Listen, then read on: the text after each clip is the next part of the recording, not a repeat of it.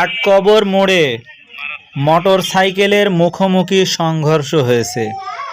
আপনারা দেখতে পাচ্ছেন যে অনেক লোক এখানে আছে, কয়েকজন আহত হয়েছে।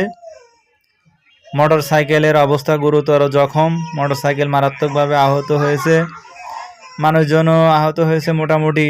যাই হোক, কেউ মারা যায়নি, একটু একটু ছিঁড়ে গেছে, কেটে গেছে, সেই রকমভাবে মারাত্মক কোনো সমস্যা ঘটেনি। এই জন্য আল্লাহর কাছে অশেষ শুকুর।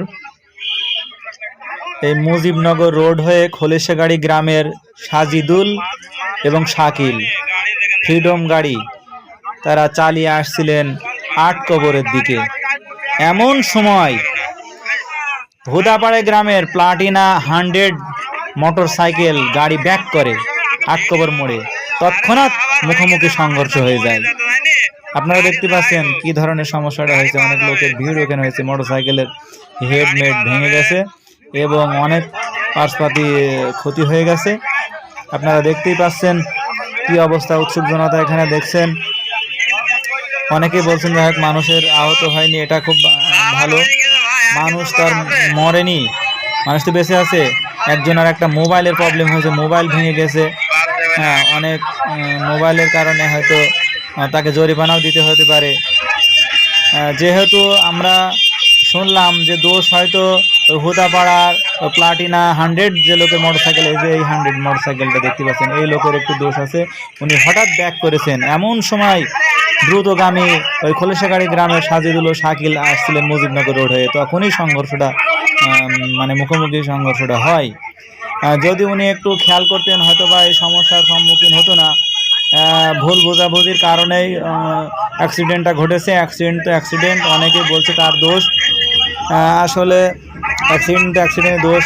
এখন দুইজনারই ক্ষতিগ্রস্ত হয়েছে, কেউ কাউকে তো আর কিছু বলার নেই। দুইজনারই মোটরসাইকেলের ক্ষতিগ্রস্ত হয়েছে, দুইজনারই হাতে পায়ে এবং লেগেছে। এই কারণে মোটামুটি ক্ষতির দিক থেকে সমপরিমাণ হয়েছে, এই কারণে কিছু বলার নেই।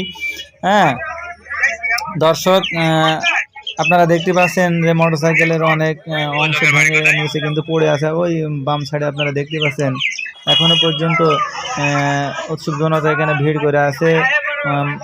এই গাড়িটাই বেশি একটু ক্ষতিগ্রস্ত হয়েছে মনে হচ্ছে, সাজিদুলের গাড়িটা। এ লোকের গাড়িরও ক্ষতিগ্রস্ত হয়েছে এবং মোবাইলেরও ভেঙে গেছে। অনেকে বলছেন যে মোবাইল গেছে, মানুষের তো কিছু হয়নি, মোবাইল কিনতে পাওয়া যায়। মানুষ চলে গেলে আর ফিরে আনা যায় না।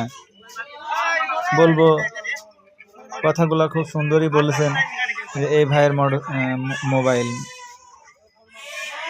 গাড়িটা এখন সারানোর উদ্দেশ্যে হয়তো সামনের দিকে নিয়ে যাবে, গ্যারাজে নিয়ে যাবে।